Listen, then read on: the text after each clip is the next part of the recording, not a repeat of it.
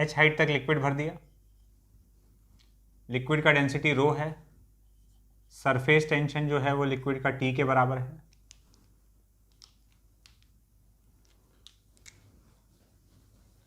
Find maximum value of H so that water does not leak। Water यहां से leak नहीं कर रहा है, तो मैक्सिमम वैल्यू H का कितना हो सकता है। अब समझते हैं पहले कि वाटर लीक कर क्यों नहीं रहा है, और फिर हम लोग कैलकुलेशन तो कर ही लेंगे कि हाइट कितना आ रहा है। देखो,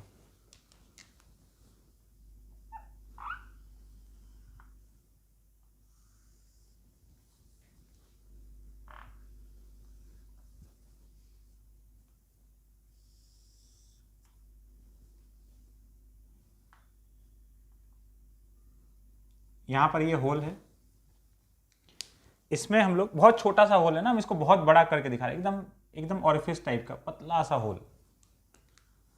यहां पर हम लोग लिक्विड डाले तो क्या हुआ कि एक तो ये फ्री सरफेस है, ठीक है, यहां से भी एयर के कांटेक्ट में आ गया, एयर के कांटेक्ट में आ गया, तो यहां जो लिक्विड आया ये भी एक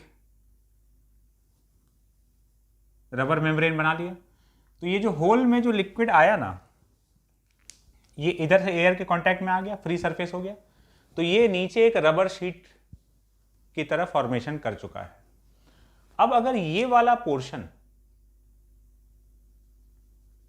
एक रबर शीट है, तो अब तुम समझो क्या होगा कि जब तुम एक कंटेनर में इतना पोर्शन ये कटा हुआ है और यहां पर एक रबर शीट बांध दी है, तो जब तुम यहां पानी डालोगे तो क्या होगा, ये रबर शीट ऐसे बल्ज आउट होने लगेगा इस तरह से।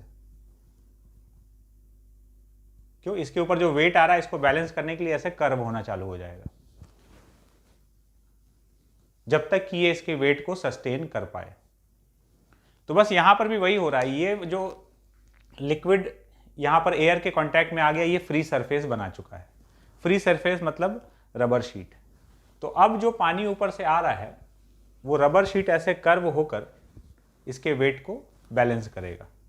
अब ये फ्री सरफेस वाला फंडा नहीं होता तो सीधा पानी बाहर आना चालू हो जाता। तो ये तो समझ में आया कि अच्छा पानी क्यों बाहर नहीं जा रहा है, ये ऐसे बन गया रबर शीट, ऐसे कर्व टाइप का हो गया। अब यहां से जो वेट पड़ रहा है पानी का, ये देखो, ये रबर शीट जो है ऐसे इस तरीके से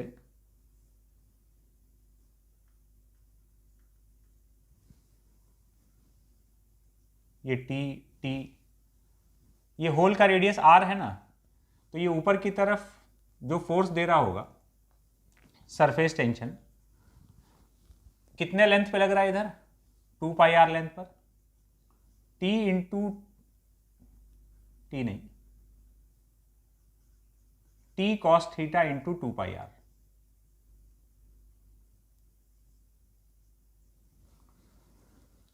अभी हम लोग कैलकुलेशन नहीं कर रहे हैं, अभी तो हम लोग समझ रहे हैं कि मैक्सिमम हाइट किस सिचुएशन में आएगा। तो ये जो t ऐसे लग रहा है यहां से थीटा एंगल पर, इन सब का ऊपर जो कंपोनेंट आएगा t cos theta into 2 pi r, ये लेंथ 2 पाई r है, ये ऊपर की तरफ जो लगा, ये वाला जो पोर्शन है ना, इसको देख रहे हैं खाली, इस पर जो ऐसे ऐसे लगा, तो t cos theta into 2 pi r equal to ऊपर से जो फोर्स लग रहा है इस पर प्रेशर की वजह से, तो ऊपर से जो ये वेट पड़ रहा है लिक्विड का, उसको ये फोर्स बैलेंस कर रहा है। अब क्या होगा, जैसे जैसे हम लोग हाइट बढ़ाते जाएंगे तो ये जो कर्वेचर है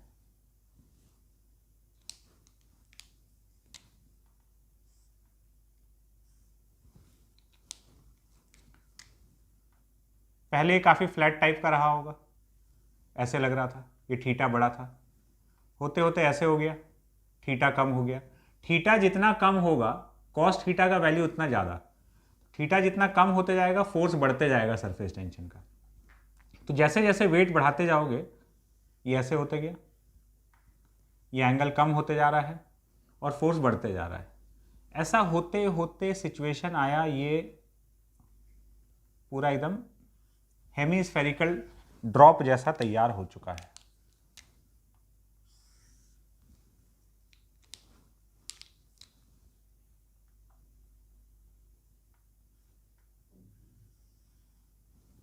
ये एकदम हेमीस्फेरिकल ड्रॉप जैसा बन चुका है। इस समय बिल्कुल ये सरफेस टेंशन जो एकदम वर्टिकल लग रहा है। इस समय फोर्स कितना लग रहा है, T इंटू 2πr। इसके बाद क्या होगा, अगर और लिक्विड डालोगे तो फिर ये अब हेमीस्फीयर तो बन ही चुका है,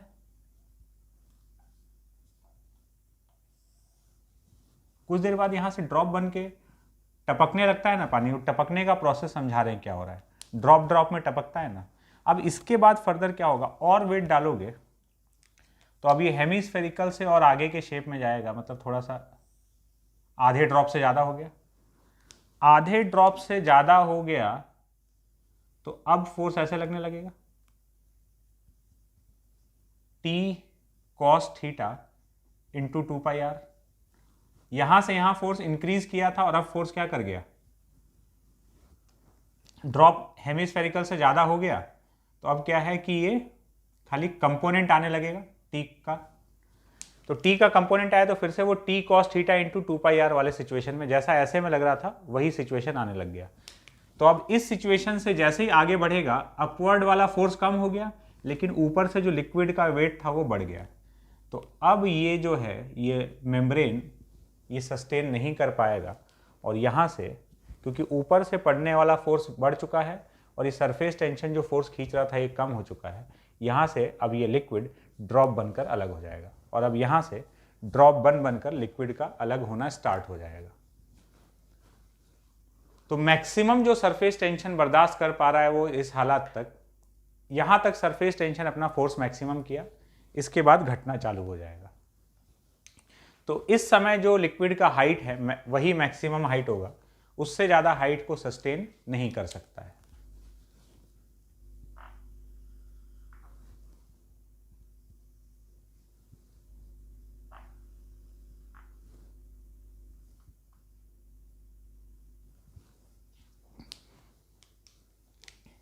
तो बस अब अपना काम तो हो गया।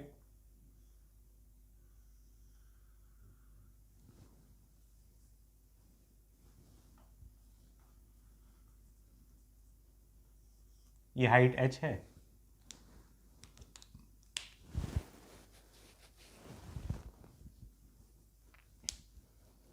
तो यही मैक्सिमम हाइट होगा। तो अब इस पे अगर फोर्स देखें क्या क्या लग रहा है,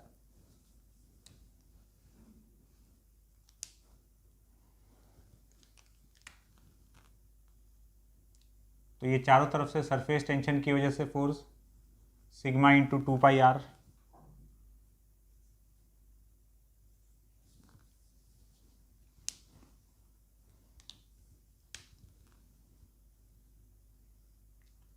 यहाँ ये जो प्रेशर है इसकी वजह से force P0 plus rho g H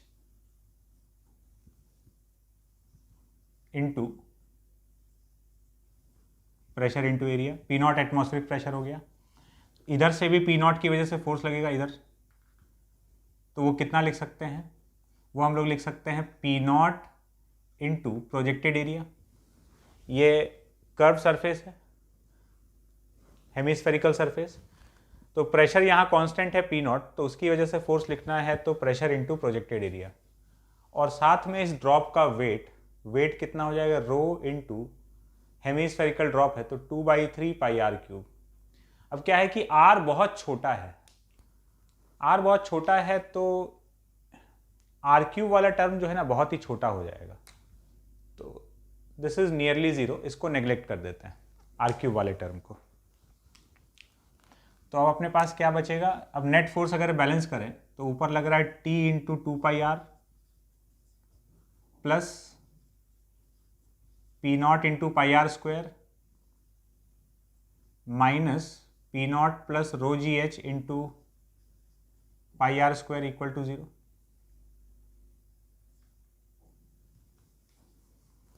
तो T into 2πr is equals to rho g h into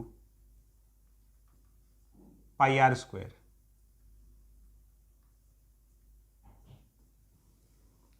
अब इसमें से ये पाई आर कैंसिल हो जाएगा,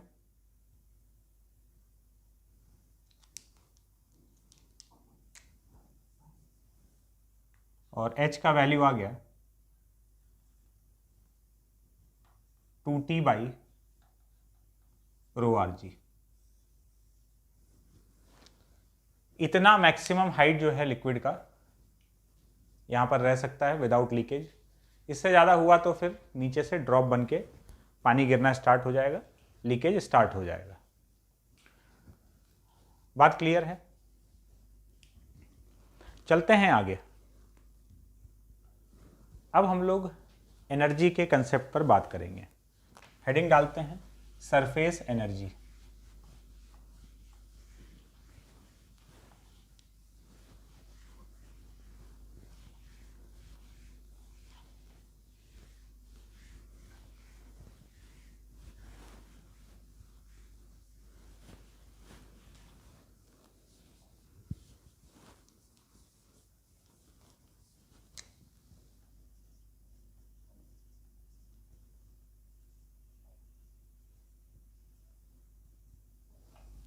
अब ये सरफेस एनर्जी क्या है?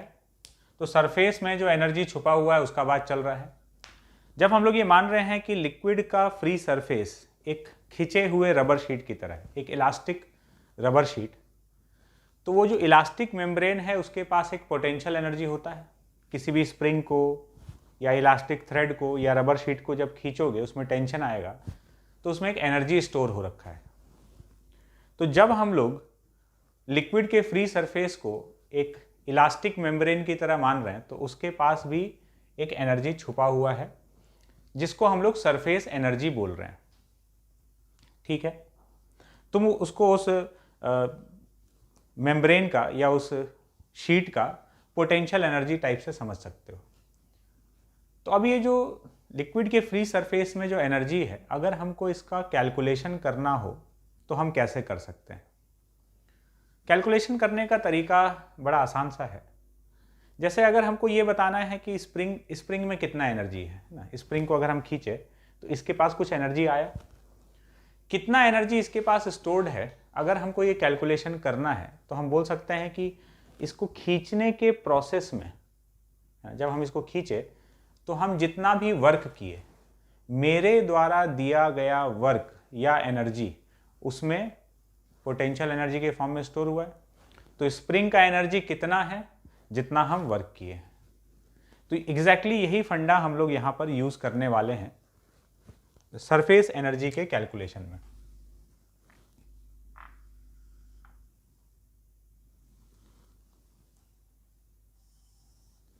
ये हम लोग एक फ्रेम कंसिडर किए, ये फिक्स्ड है, ये एक वायर जो कि स्लाइड कर सकता है, और यहां पर एक लिक्विड फिल्म तैयार कर दी है। इसका लेंथ L के बराबर है, सरफेस टेंशन जो है यहां पर वो T के बराबर है, और एक एक्सटर्नल जो है इसको खींच रहा है। तो जैसे रबर शीट को खींच के एक्सटेंड किया जाता है, एक एक्सटर्नल इसको खींचकर ये फ्री सरफेस का एरिया बढ़ा रहा है। एक्सटर्नल एकदम स्लोली लेके जा रहा है, तो एक्सटर्नल को कितना फोर्स लगाना पड़ रहा होगा? जितना सरफेस टेंशन के द्वारा उस तरफ लग रहा है। तो ये क्या है? ये एक लिक्विड फिल्म है।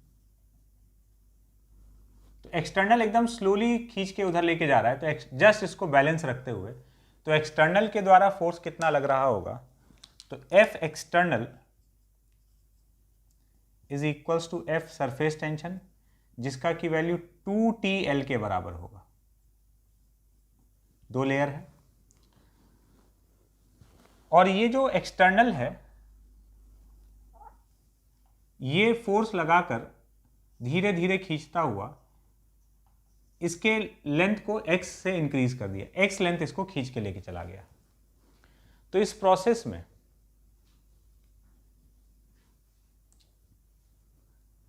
इसमें कितना एनर्जी स्टोर हो गया होगा? एक्सटर्नल को वर्क करना पड़ा, फोर्स इधर लगा रहा है, फोर्स इनटू डिस्प्लेसमेंट। तो एक्सटर्नल के द्वारा पॉजिटिव वर्क हुआ, फोर्स इधर लग रहा है, डिस्प्लेसमेंट इधर हो रहा है। तो पॉजिटिव वर्क जो हुआ, तो पॉजिटिव वर्क किया इसका मतलब एनर्जी दिया है। तो एक्सटर्नल के द्वारा किया गया वर्क यहां एनर्जी के फॉर्म में स्टोर हुआ है। तो delta U is equal to work done by external. तो भाई वर्क डन बाई एक्सटर्नल कितना है? तो F एक्सटर्नल इंटू एक्स, मतलब 2TLX। तो सरफेस एनर्जी में कितने का इंक्रीज आ गया? 2TLX। इतना सरफेस एनर्जी इंक्रीज कर गया एक्सटर्नल के वर्क करने से। अच्छा, एक और चीज देखते हैं।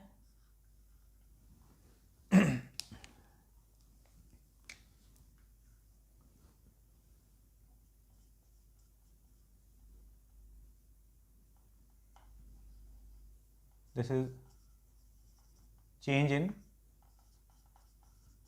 Surface energy. इतना सरफेस एनर्जी इंक्रीज कर गया या चेंज कर गया। सरफेस एरिया में, फ्री सरफेस के एरिया में कितने का चेंज आया?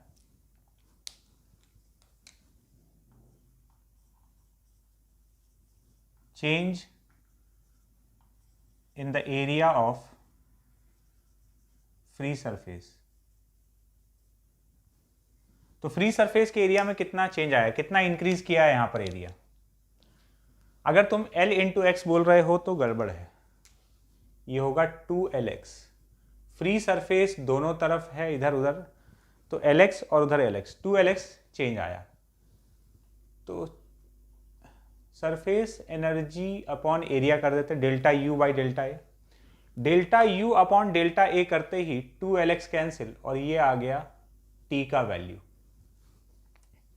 तो यहां से सरफेस टेंशन का एक नया इंटरप्रिटेशन पता लगा कि सरफेस टेंशन क्या है।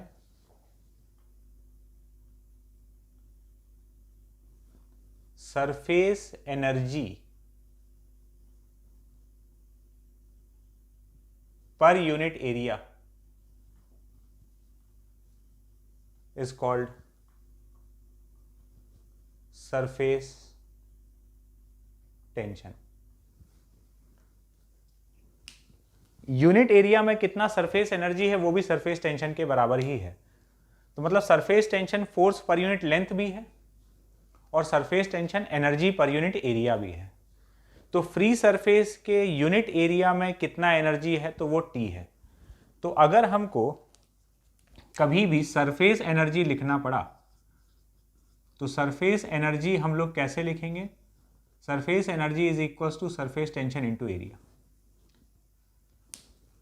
Surface energy per unit area into area. किसका एरिया? फ्री सरफेस का एरिया। तो इस तरीके से हम लोग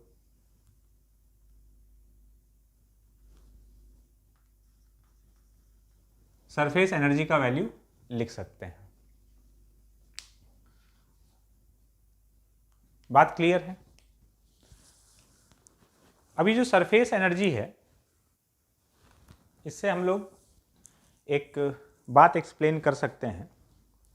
जैसे एक सवाल कई बार हम लोग से पूछा जा सकता है कि why raindrops are spherical.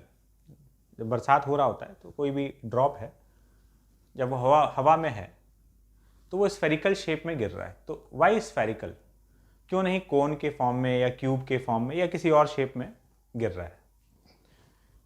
तो इसका जवाब है सरफेस टेंशन में, सरफेस एनर्जी के द्वारा। तो सवाल यह है कि why raindrops are spherical, और जवाब उसका यह है कि देखो, कोई भी सिस्टम जो है वो अपने एनर्जी को मिनिमाइज करना चाहता है, ठीक है? तो इस तरीके से शेप अटेन करेगा या कोई भी चीज़ इस तरीके से अपने आप को अरेंज करता है कि उसका जो एनर्जी है वो मिनिमाइज हो जाए। And same with surface energy. तो कोई भी लिक्विड चाहता है कि उसका सरफेस एनर्जी मिनिमम हो। तो अपने एनर्जी को मिनिमम रखने के लिए ही रेन ड्रॉप्स स्फेरिकल है। कैसे होता क्या है, अगर हम तुमको एक सर्टेन अमाउंट ऑफ वॉल्यूम दे दें किसी भी चीज़ का, है ना, कोई एक सर्टेन अमाउंट ऑफ वॉल्यूम दे दी और हम बोले कि इससे अब तुम अलग अलग शेप्स बनाओ, सॉलिड शेप्स, है ना, तो कितने डिफरेंट टाइप का शेप्स पॉसिबल है, इनफाइनाइट, बहुत तरह का, कोई भी रैंडम शेप में तुम किसी चीज़ को ढाल सकते हो। Out of those infinite shapes सबसे लीस्ट सरफेस एरिया, सबसे कम सरफेस एरिया जिसका होता है वो शेप है sphere. For a given volume sphere has least surface area and least surface area implies least surface energy. तो एक गिवन वॉल्यूम को अगर स्फेरिकल शेप दे दिया जाए तो उसका सरफेस एरिया सबसे कम है, और सरफेस एरिया सबसे कम है तो उसका सरफेस एनर्जी सबसे कम है, और सरफेस एनर्जी कम है तो इसी वजह से टू मिनिमाइज सरफेस एनर्जी जो रेन ड्रॉप्स है वो अपना स्फेरिकल शेप अटेन कर लेता है ताकि एनर्जी मिनिमम रहे। तो ये उसका हम लोग आंसर करते हैं। बात क्लियर है? एक दो चीज़ और है, उसको समझने से पहले हम लोग जरा ये वाला सवाल और उसका जवाब लिख लेते हैं। तो सवाल है कि why raindrops are spherical.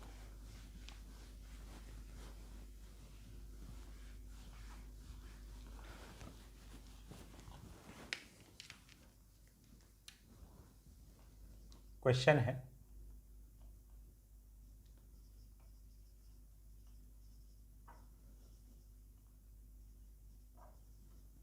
why raindrops are spherical।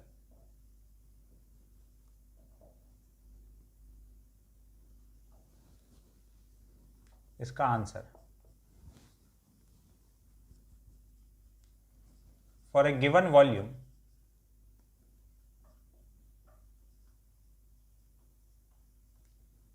sphere has minimum surface area। For a given volume, sphere has minimum surface area, hence minimum surface energy।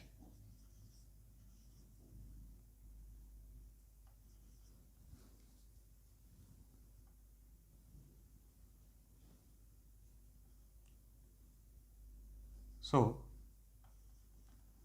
to minimize the surface energy, raindrops are spherical। Surface energy को minimise करने के लिए spherical shape raindrops ले लेता है। या कोई भी ड्रॉप, जब तुम किसी भी चीज़ का ड्रॉप गिराओगे तो वो स्फेरिकल शेप में आ जाएगा। अब एक और चीज़ है, जैसे अगर हम लोग मान लो एक ड्रॉप है, एक ड्रॉप यहाँ पड़ा हुआ है किसी चीज़ का, पानी ही है, अगर हम इसको काट करके दो ड्रॉप बनाना चाहते हैं, मतलब हम इसको सेपरेट करके एक ड्रॉप से दो ड्रॉप में कन्वर्ट करना चाहते हैं, तो it requires a lot of efforts. मतलब तुम जैसे कोई चीज़, मान लो एक चाकू ले आए, उससे ऐसे किए और उसको तुम ऐसे ऐसे चाकू ला के ऐसे काट दोगे, ऐसा नहीं कि दो ड्रॉप इधर उधर होकर गिर जाएगा। तुम ऐसे करोगे, तुम हटाओगे, फिर से वो एक ही है। तुमको ऐसे करके दोनों को सेपरेट करना पड़ेगा, ऐसे चाकू से काट के इसको इधर इधर किए, फिर भी तुम देखोगे कि वो सरफेस से चिपकता हुआ अपना निशान छोड़ता हुआ जा रहा है। तो इसको सेपरेट करने के लिए, है ना, या दो शार्प ब्लेड टाइप का लिए, ऐसे ड्रॉप में लगा के ऐसे सेपरेट कर दिए, तो तुमको एफर्ट देना पड़ रहा है एक ड्रॉप को दो या मल्टीपल ड्रॉप्स में तोड़ने के लिए। लेकिन अगर दो ड्रॉप बना हुआ है और इसको मिलाना है तो बस खाली ये दोनों टच हो जाए, है ना, दूर है, अगर तुम खाली टच कर दी ना, तो ऐसा नहीं कि तुमको जबरदस्त धकेल के उसको, है ना, दोनों मिलना नहीं चाह रहा है, तुमको खाली बस टच करा देना। ये टच अगर हो गया तो ये एक ड्रॉप बन जाएगा। तुम बाउंड्री आइडेंटिफाई कर ही नहीं सकते कि उसके बाद कौन सा ड्रॉप कहाँ पर गया, वो पूरा कंबाइन होकर एक ड्रॉप बना लेगा। तो 2 ड्रॉप से एक ड्रॉप बनने वाला जो प्रोसेस है वो स्पॉन्टेनियस है, मतलब अपने आप हो रहा है, टच होते ही वो अपने आप मिल गया। लेकिन 1 से 2 अगर बनाना है तो ये प्रोसेस में एनर्जी डिमांड किया जा रहा है। ऐसा क्यों? इसके पीछे का कारण भी है सरफेस एनर्जी। जब तुम एक ड्रॉप को मल्टीपल ड्रॉप्स में तोड़ना चाह रहे हो, 2 या 2 से ज़्यादा कितना भी, तो इस प्रोसेस में तुम बहुत सारा एरिया जो एक्सपोज्ड नहीं था उसको एक्सपोज कर रहे हो। मतलब सीधा बात यह है कि तुम फ्री सरफेस का एरिया बढ़ा रहे हो ऐसा करके। तो एक स्फीयर को जितने छोटे छोटे स्फीयर में ब्रेक कर दिया जाए, ये जितने छोटे छोटे पार्ट्स में ब्रेक कर दिया जाए, सरफेस एरिया उतना इंक्रीज कर जाएगा। और सरफेस एरिया इंक्रीज करने का मतलब है कि सरफेस एनर्जी इंक्रीज कर गया। और अगर तुम सरफेस एनर्जी इंक्रीज करना चाह रहे हो, यहाँ से यहाँ जाओगे, सरफेस एनर्जी इंक्रीज करेगा तो तुमको एनर्जी प्रोवाइड करना पड़ेगा। लेकिन इस प्रोसेस में क्या हो रहा है कि जब 2 ड्रॉप मिलकर एक में कन्वर्ट हो रहा है या 3-4 ड्रॉप मिलकर एक में कन्वर्ट हो रहा है, तो इस प्रोसेस में सरफेस एरिया डिक्रीज कर रहा है। और सरफेस एरिया डिक्रीज कर रहा है तो सरफेस एनर्जी कम हो रहा है, और सरफेस एनर्जी कम हो रहा है तो यही तो बाय नेचर ये यही तो चाहता है, सिस्टम चाहता है कि सरफेस एनर्जी मिनिमम रहे। तो जैसे ही दोनों टच हुआ, मिलकर एक ड्रॉप बनाया और सरफेस एनर्जी मिनिमम हो गया। तो इस प्रोसेस से इस प्रोसेस में सरफेस एनर्जी डिक्रीज कर रहा है, तो ये अपने आप हो रहा है प्रोसेस। और यहाँ पर जो एनर्जी डिक्रीज हुआ, पहले ज़्यादा था और अब कम हो गया, तो वो एक्स्ट्रा एनर्जी यहाँ पर हीट के फॉर्म में रिलीज भी होगा। तो अगर एक से मल्टीपल ड्रॉप्स बनाओगे तो एनर्जी देना पड़ेगा, और मल्टीपल ड्रॉप से एक में एनर्जी ड्रॉप में कन्वर्ट होगा तो एनर्जी रिलीज होगा।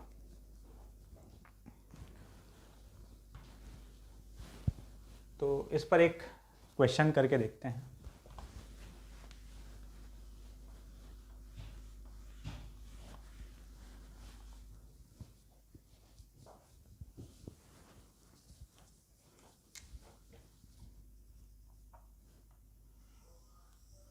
ये एक ड्रॉप है, आर रेडियस,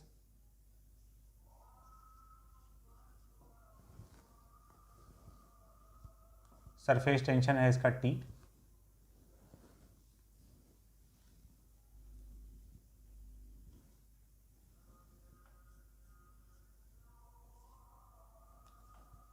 और इस ड्रॉप को ब्रेक करके n छोटा छोटा सा ड्रॉप्स बना दिया जाता है।